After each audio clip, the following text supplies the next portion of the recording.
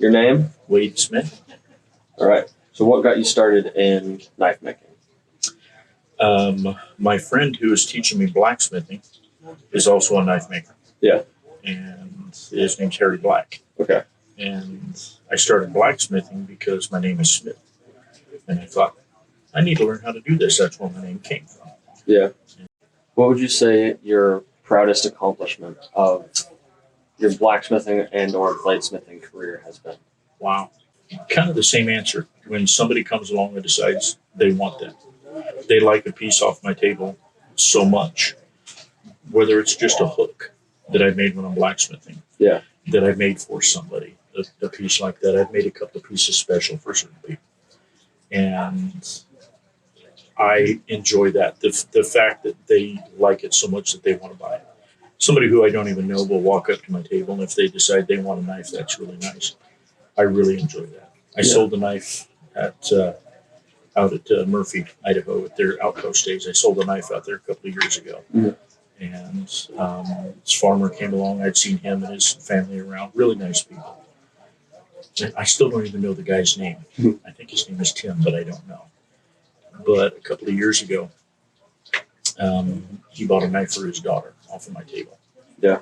And he said, "You really like that?" She said, "Yeah." He goes, "Well, happy sweet 16." And she said, "Oh, thank you, Daddy." And my heart just melted. I'm a dad of 3 daughters. So that connection was there. But she liked it so much that she wanted it and he gave it to her as a present. And that really touched me. I did. I enjoyed that a lot. Yeah. That's an amazing story. It was a lot. And I still see them. I saw them the last 2 years I was out there. Oh, really? And he was going to buy another knife. I have a knife of the same pattern, but it wasn't done yet. I've just had a really busy spring and I didn't get a chance to get it done. So I have one more blade in that pattern and he wants it, except that I don't know his name. Oh, so I got to find out the guy's name somehow. Yeah. I know he lives outside of Murphy. He's a farmer out there, so I got to figure out how to track him down. Yeah. But I've still got that pattern, and he's got another kid coming up, 16 years old. That's going to be their present, so I've got to get that one done for him. So, dang. So I like that. Yeah. So, well, thank you for talking to me. Absolutely. It's great having you. So, what's your name? Roger Smith. All right. And how did you get started into knife making? I was living in Alaska. I was a banker up there.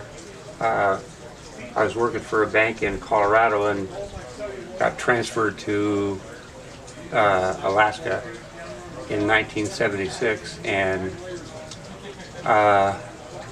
eventually ended up leaving the bank, and I got a little piece of ground, and I wanted to go build a cabin, and so I left the bank and went and did that.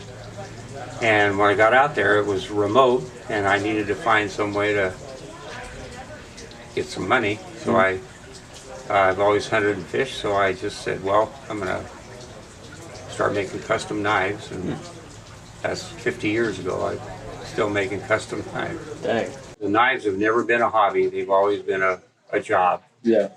And I work full-time making knives. Bloodworth custom knife. And so you said you teach classes, right? Right. Mm-hmm. What's your favorite thing to teach about, or what's your favorite thing about teaching? Well, just watching people. The class that I teach, one of them it's a 6-week long class, and it meets twice a week. Mm-hmm. And to see somebody come in with no real experience at all, and 6 weeks later, they've made themselves a custom knife and a sheath, Yeah. And to watch them learn how to do the different grinds and make the guards and the handles and all of that it's pretty rewarding for me. I enjoy that a lot. So, your name? I'm Mike Bradshaw. And how long have you been making knives for? Probably a little bit over 20 years. What got you started in it? Custom knife makers are really, really expensive. Yeah. I couldn't afford a piece of knife. So I was like, it does not look that difficult to try it myself. And so when you started at Chris Reeves, what were you doing there? Working in the grinding room. Yeah. I've been in the grinding room pretty much the whole time I've worked there. Oh, wow. And so back then they were doing, I assume they were doing the one-piece knives. Yes. What has been your favorite thing to make over the years? Definitely, without a doubt, was the one-piece knives. Oh, really? Oh yeah, because that was all. I love to rough grind. Mhm. I really, really enjoy rough grinding because there's all the sparks and and a little bit of smoke, and Yeah. it's very exciting. Yeah. So yeah, definitely rough grinding. And so for folks who don't know, what were the one-piece knives?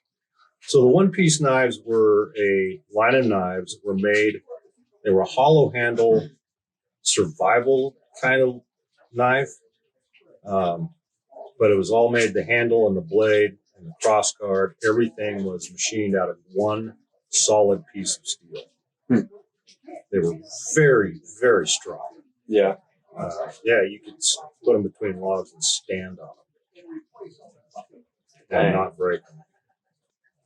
So what has been your proudest accomplishment of your career of knife making? I guess I don't know.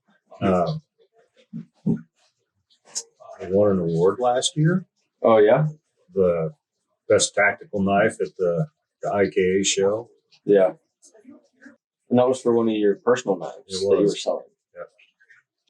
All right. Well, if there are any up and coming knife makers that want to start out, where would you say for them to start? That is a really tough question because the best place to start is, I mean, you can make a knife with a file if you have nothing else. Yeah. You go find yourself a piece of steel, something to hold it down with, and you can make an entire knife with a file and a piece of sandpaper. Yeah. And make a pretty decent looking one. All right. Well, thanks for talking to me. Absolutely. It's a pleasure.